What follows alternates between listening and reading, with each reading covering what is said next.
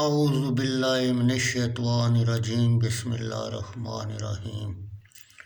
بخاری شریف جلد نمبر اول حدیث نمبر 447۔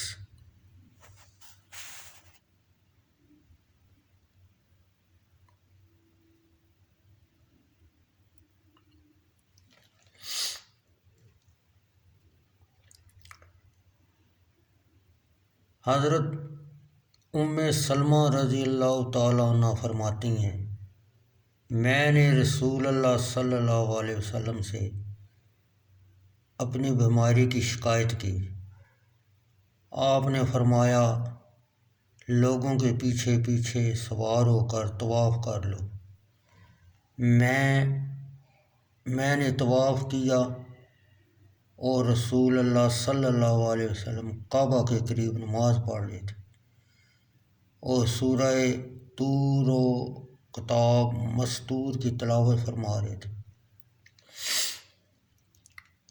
بخاری شریف جلد اول حدیث نمبر 448۔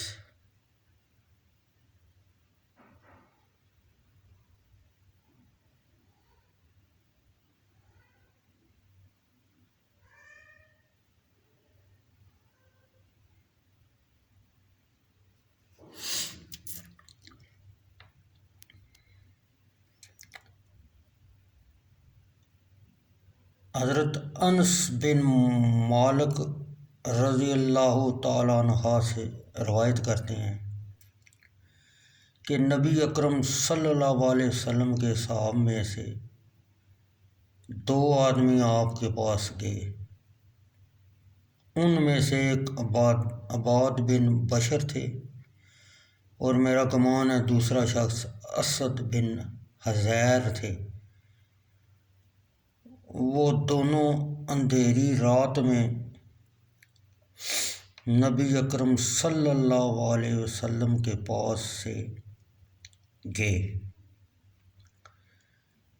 اور ان دونوں کے ساتھ مثل چراغ کوئی چیز تھی جو ان کے آگے روشنی کر رہی تھی۔ جب وہ دونوں جدا ہوئے تو ان میں سے ہر ایک کے پاس ایک چراغ ہو گیا، یہاں تک کہ اس کی روشنی میں وہ اپنے اپنے گھر پہنچ گئے۔